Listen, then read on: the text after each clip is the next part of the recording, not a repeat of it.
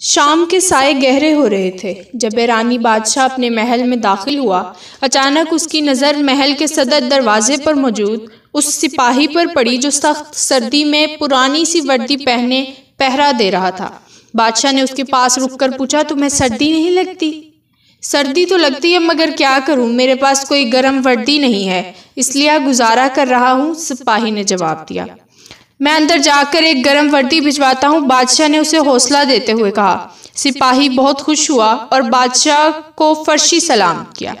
अंदर जाकर बादशाह अपना वादा भूल गया। सुबह को उस सिपाही की लाश मट्टी पर उंगलियों से लिखी गई इस तहरीर के साथ मिली कि बादशाह सलामत, मैं इस वर्दी में अरसा से पहरा दे रहा था, मगर आपके वादे ने मेरी जान निकाल दी। नाज़रीन, इससे आप अंदाज़ा कर सकते हैं कि वादे किस कदर जानलेवा होते हैं। ऐसा ही कुछ हुआ पाकिस्तानी कौम के साथ।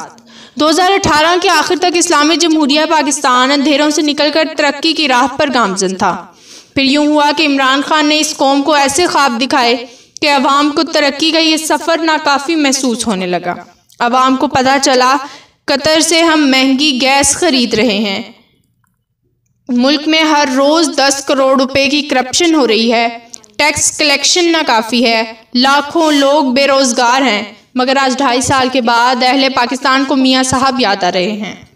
2018 तक हम तरक्याती मंसूबों में करप्शन को बुरा कहते थे नाज़रीन, लेकिन फिर यूं हुआ कि इमरान खान के शानदार तर्ज हुकूमत की बदौलत हमें एहसास हुआ, खाता था तो लगाता भी तो था। हमें GDP का 4.3% मालियाती खसारा बदतरीन महसूस होता था, लेकिन अब PTI सरकार की बेहतरीन माशी टीम की बदौलत 8.1% होने वाला मालियाती खसारा हमें कहने पर मजबूर कर रहा है, तेरी याद आई तेरे जाने के बाद।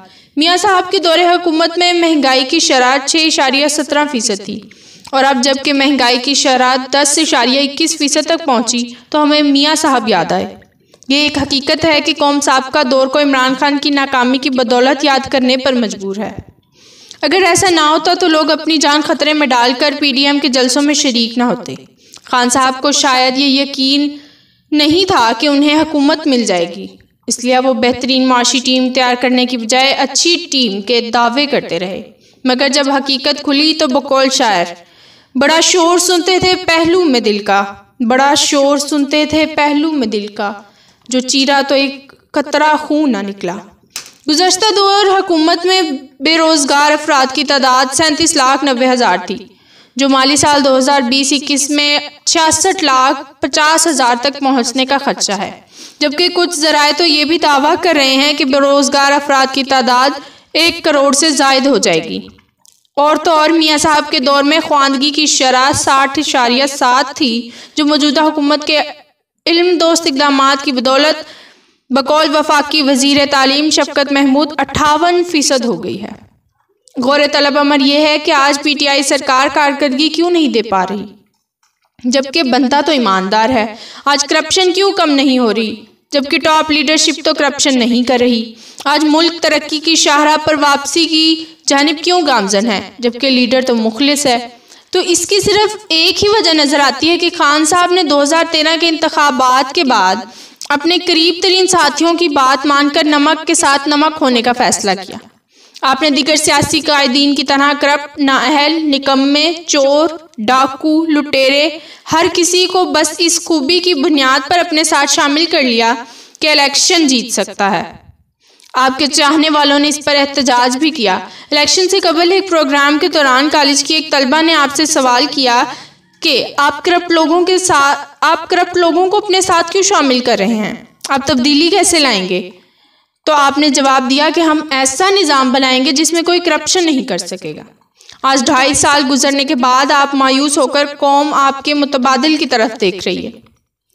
अगर खान साहब और उनकी मुआशी टीम अहल होती, अगर खान साहब ने होमवर्क किया होता, अगर PTI सरकार अवाम से ऐसे वादे करती जिन्हें वो पूरा भी कर सकती, उन्हें ये दावा ना करना पड़ता कि उन्हें PDM के जलसों से कोई फ़र्क नहीं पड़ता।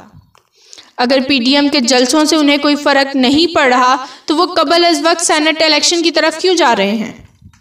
ज़रूरत इस अमर की है कि खान साहब अपनी सिमत दुरुस्त करें, अपोजिशन का सफाया करने की बजाय अपने इर्द गिर्द मौजूद मफाद परस्तों का सफाया करें। आपने गुज़श्ता 2.5 साल के दौरान अपोजिशन को दबा कर देख लिया और कुछ हासिल ना हुआ। अब आप बराह करम अपोजिशन को जहन से निकालकर मुल्की हालात पर तवज्जो दीजिए। अब आप बराह करम अपोजिशन को जहन से निकालकर मुल्की हालात पर तवज्जो दीजिए। महंगाई, बेरोजगारी, गुर्बत, भूख, अफलास, 50 लाख घर, 5 लाख नौकरियां, अदारा जाती इस्लाहात पर तवज्जो दीजिए, वगरना वो दिन दूर नहीं जब आपके इर्द गिर्द मौजूद परिंदे उड़ जाएंगे और आप अगर नैब से बच भी गए तो बनीगाला में हजरत और यास की तस्वीर बने अपने कुत्तों के साथ वक्त गुजार रहे होंगे। इसी के साथ अपनी मेज़बान नगीना शफकत को दें इजाज़त। मिलते हैं किसी नेक्स्ट वीडियो में। अल्लाह निगहबान।